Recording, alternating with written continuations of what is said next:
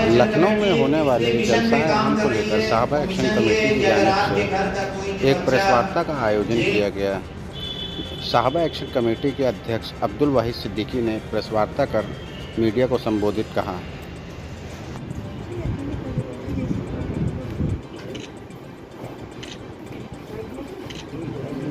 तो जब विजुअल बना लें फिर आके आराम से बाइट ऐड करो जिसको करना है, कोई दिक्कत नहीं।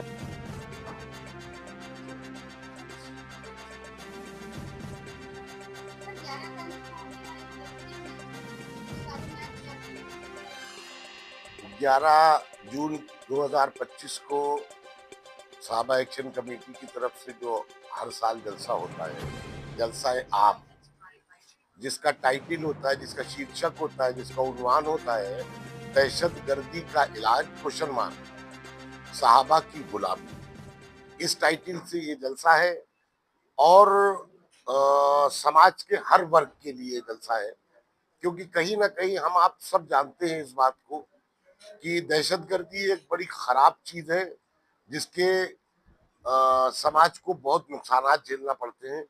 इस संबंध में जब से 2013 से साहबा एक्शन कमेटी ने इस जलसे को करना शुरू किया, तो एक बात जो हम आप लोगों से ये कहना चाहते हैं कि जो बहुत मैं कहता हूँ साहबा एक्शन कमेटी की कोई बड़ी अचीवमेंट है या नहीं, लेकिन एक बड़ी बात है कि पुराने लखनऊ से दंगे खत्म हो गए जो हर वर्ष होते थे। ये आपके सामने साहबा एक्शन कमेटी की एक बड़ी कारकर्दगी है। जैसे कि मौलाना साहब ने बताया, साहबा एक्शन कमेटी जो लोग रोजगार हैं, जो जेल में बंद है, फालतू में उनको छुड़ाने का काम करती है, गरीब मजलूम है, तो उसमें क्या कहना चाहिए? साहबा एक्शन कमेटी की 5 बुनियादी काम है। नंबर 1, उन परिवारों में जहां पर 2 वक्त चूल्हा नहीं जल पाता है, वहां राशन पहुंचाने का काम करती बगैर किसी फोटो के। साहबा एक्शन कमेटी का दूसरा काम है कि बीमारों का इलाज कराना, गरीब बच्चियों की शादी कराना, बच्चों को पढ़ाना, और उसके बाद जो जेल में बेकसूर बंद है या बहुत से ऐसे लोग हैं जिनको छुड़ाया साहबा एक्शन कमेटी ने, जो उनकी सजा पूरी हो गई लेकिन वो जुर्माना नहीं अदा करने के लायक है, तो उनके जुर्माना अदा करके साहबा एक्शन कमेटी ने छुड़ाने का काम किया है बगैर किसी तफरीक के। इसमें कोई मजहब की कैद नहीं है कि आप साहबा एक्शन कमेटी है तो खाली मुसलमानों की, ऐसा नहीं, हर वर्ग के लिए। सर, इसमें कितने लोग शिरकत करेंगे आप?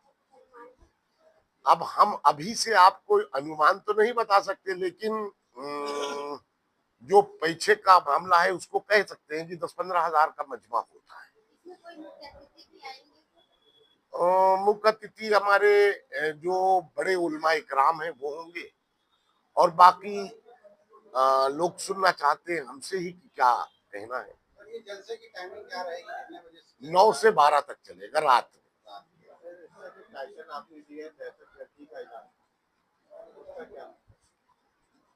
दहशतगर्दी, बड़ा अच्छा सवाल आपने किया। दहशतगर्दी का इलाज ये है, और उसके आगे साहबा की गुलामी।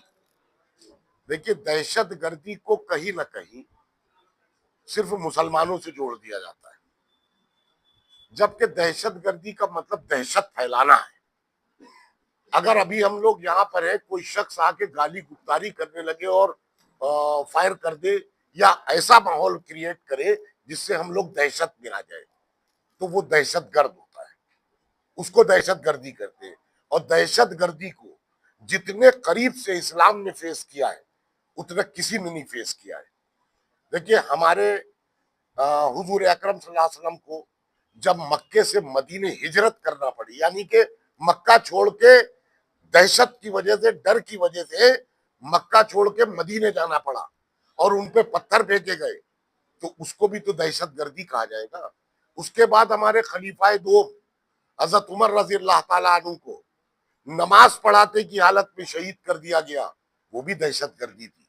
हमारे खलीफाए सोम हजरत उस्मान गनी रजी अल्लाह ताला अन्हु, खलीफा तीसरे जो थे, उनको 40 दिन तक उनका घर के अंदर मुहासरा किया गया, जबकि उनसे हमारे जो उस वक्त के और साहबा इकराम थे, उन्होंने कहा कि आप अगर कह दीजिए तो मुट्ठी भर लोग हैं, हम इनसे निपट लेंगे, लेकिन उन्होंने कहा नहीं, हम मदीने की सरजमीन पर खून नहीं बहाएंगे।